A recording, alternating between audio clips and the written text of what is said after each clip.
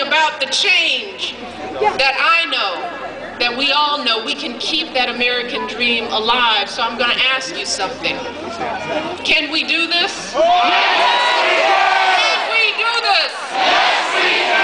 Are you fired up and ready to go? Then it is my honor to introduce to you my husband, the President of the United States.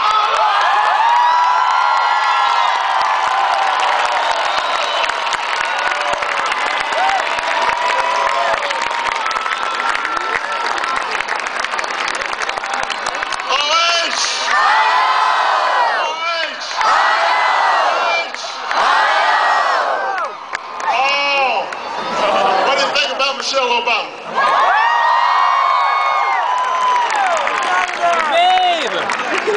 She's kind of cute, isn't she? Yes, indeed. It is good to be back in Columbus. Thank you so much. I am so proud to be here with Governor Ted Strickland, one of the finest governors in this country. Lieutenant Governor Lee Fisher, Yvette McGee-Brown, Michael Coleman, an outstanding congressional delegation, Mary Jo Kilroy, Tim Ryan, Marcia Fudge, John Bocherry, outstanding former senator and astronaut, John Glenn, the Central State University drumline in the House, and my friend John Legend, and about 35,000 of my closest friends.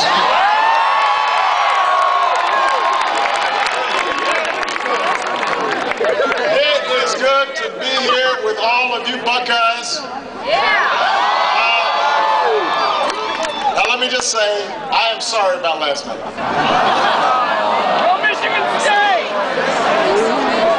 But one thing I know about Buckeyes is, y'all don't quit.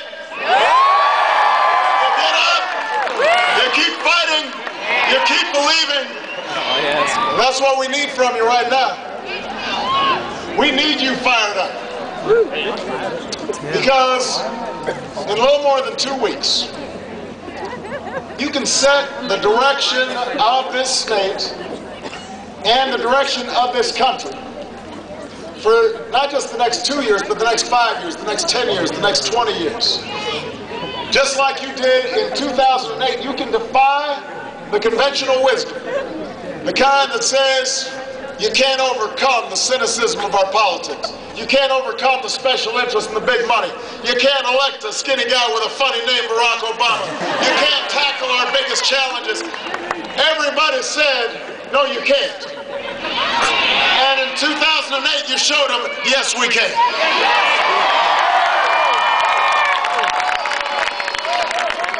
So, in 2 weeks, you've got the chance to say once again, yes, we can. Now, look, let's be honest. This is a difficult election. This is hard. And it's hard because we've been through an incredibly difficult time as a nation. We've gone through a tougher time than any time in the lifetimes of most of you. Think about it. For most of the last decade, middle-class families saw their costs rise from everything from health care to college tuition, while their incomes fell. Between 2001 and 2009, the incomes of middle-class families fell by an average of 5%. Job growth was the most sluggish it had been since World War II. A lot of jobs moved overseas, especially here in Ohio. There were too many parents who couldn't afford to send their kids to college. Too many people who couldn't afford to see a doctor when they got sick. Americans working 2 jobs and 3 jobs just to make ends meet. And then all these problems were compounded with the worst economic crisis since the Great Depression. And I think sometimes we forget how scary it was, the magnitude of this crisis. We lost 4 million jobs in the 6 months before I was sworn in. 750,000 the month I was sworn in, 600,000 the month after that, 600,000 more the month after that. We lost 8 million jobs during the course of this recession. A once-in-a-generation challenge. And when I was sworn in, it was my profound hope, and I know it was the hope of many of you, not just Democrats, but Republicans. It was the hope of so many people that it would cause both parties to put politics aside for a moment for the sake of the country. The notion was that we could move beyond the division and the bickering and the game plan that had dominated Washington for so long. Because although so many of us are proud to be Democrats, we are prouder to be Americans. We are prouder to be Americans. But the Republican leaders in Washington made a different decision. They made a tactical decision. Their basic theory was that we had gone into such a deep hole. The economy was so badly damaged. They knew it was going to take time for us to repair the economy. They knew it was going to take longer than anybody would like. And they knew the people would be frustrated. And they'd be angry. You okay?